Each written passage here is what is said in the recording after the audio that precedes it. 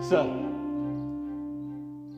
looking back on the work of the Constituent Assembly, it will now be 2 years, 11 months, and 17 days since it first met on the 9th of December 1946.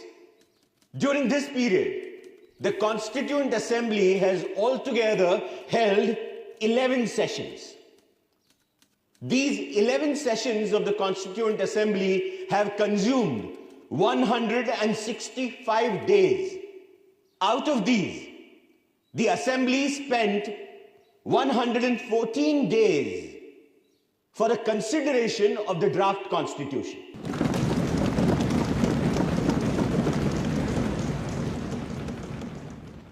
Coming to the drafting committee, it was elected by the Constituent Assembly on 29th of August 1947.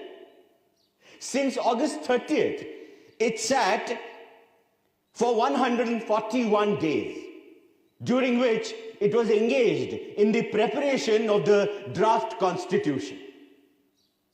Mr. Naziruddin Ahmed has coined a new name for the drafting committee.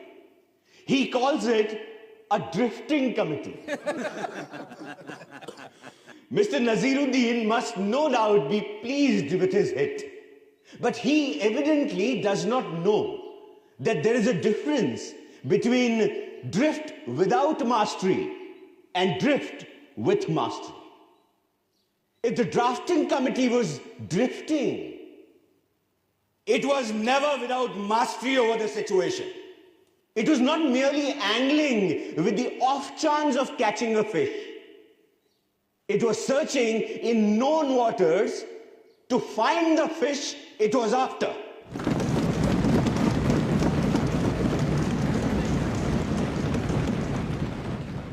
I'm glad to find that with the exception of a solitary member, there is a general consensus of appreciation from the members of the Constituent Assembly of the work done by the drafting committee. I feel so overwhelmed that I cannot find adequate words to express fully my gratitude to them. I came into the Constituent Assembly with no greater aspiration than to safeguard the interests of the scheduled castes. I had not the remotest idea that I would be called upon to undertake more responsible functions. The credit that is given to me does not really belong to me. It belongs partly to Sir Benegal Narsingh Rao, the constitutional advisor to the Constituent Assembly, who prepared a rough draft of the Constitution. Much greater share must go to Mr. S.N. Mukherjee, the chief draftsman of the Constitution. On the 26th January 1950, India would be a democratic nation, in the sense that India from that day would have a government of the people, by the people, and for the people.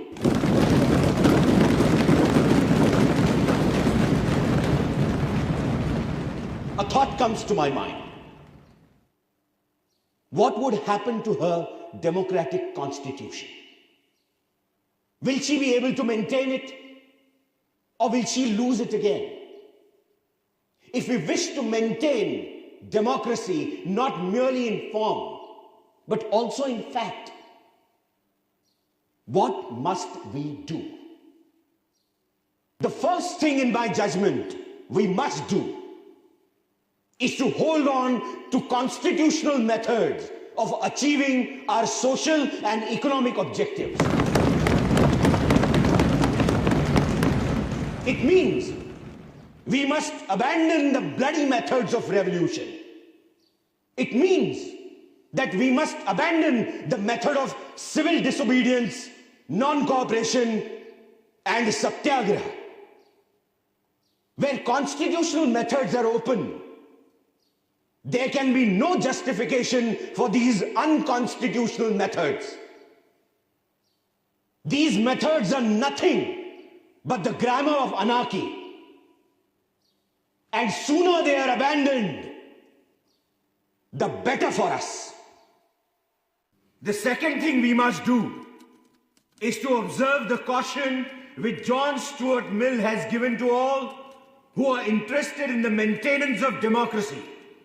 Namely, not to lay their liberties at the feet of even a great man, or to trust him with power which enables him to subvert their institutions. This caution is far more necessary in the case of India than in case of any other country. For in India, bhakti, or what may be called the path of devotion or hero worship, plays a part in its politics unequaled in magnitude by the part it plays in the politics of any other country in the world. The third thing we must do is not to be content with mere political democracy. These principles of liberty, equality, and fraternity are not to be treated as separate items in a trinity. Liberty cannot be divorced from equality. Equality cannot be divorced from liberty. Nor can liberty and equality be divorced from fraternity. On the 26th of January 1950, we are going to enter into a life of contradictions. In politics, we will have equality. And in social and economic life, we will have inequality.